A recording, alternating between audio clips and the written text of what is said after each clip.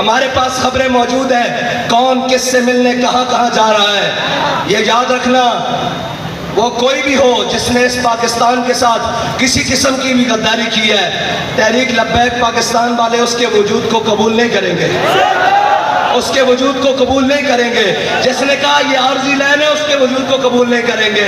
جس نے کہا جناب ہم ایک ہی رحمان اور رام کو مانتے ہیں اس کی وجود کو پاکستان والے قبول نہیں، تحریک لبیک پاکستان والے اور یہ ملت قبول نہیں کرے گی. اس لیے کہ وہ جس سے اس وطن کی جیل تو نہ کاٹی گئی اور بھاگ کر لندن جا کر بیٹھ گیا، جس کو لندن کے ایسی راس آئے ہوں اسے ملت کے درد کا کیا پتا، اسے قوم کے درد کا کیا پتا، اس کو کیا پتا کہ یہاں بیٹیاں غربت کی وجہ سے تمہارے کرتوتوں کی وجہ سے کاٹی جا رہی ہیں، ہمارے کرتوتوں کی وجہ سے نہیں.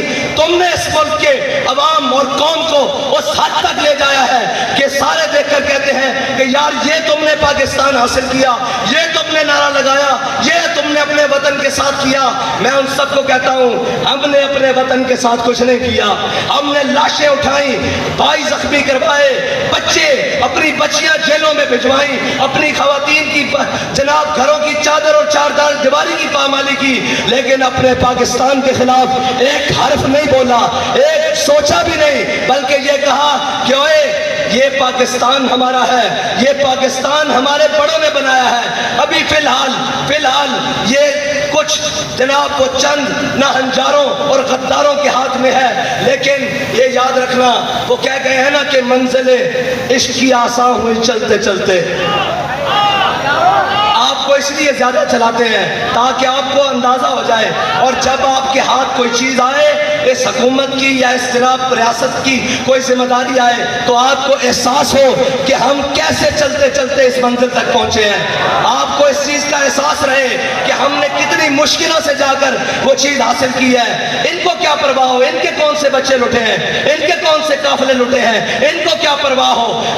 بچے تو ہمارے لٹے تھے، جناب خاندان تو ہمارے کٹے تھے، اور جناب ٹرینیں تو بھر کر ہمارے سروں کی آئی تھی. یہ تو آئے اور امریکہ نواز بیٹھ کر آ کر کوئی برطانیہ نواز، کوئی امریکہ نواز، کوئی انگلستان نواز، کوئی فرانس نواز، وہ آ کر ہمارے پر حکمران بن گئے. یہ درد تو ہمیں ہے نا.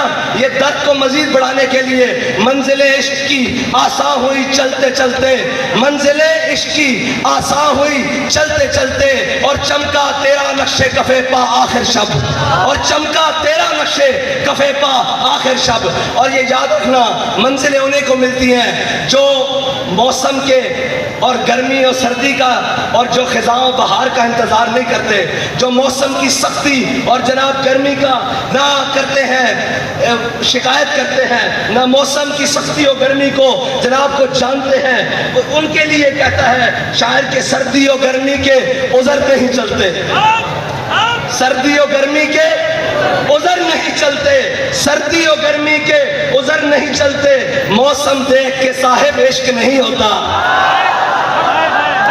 سردی و گرمی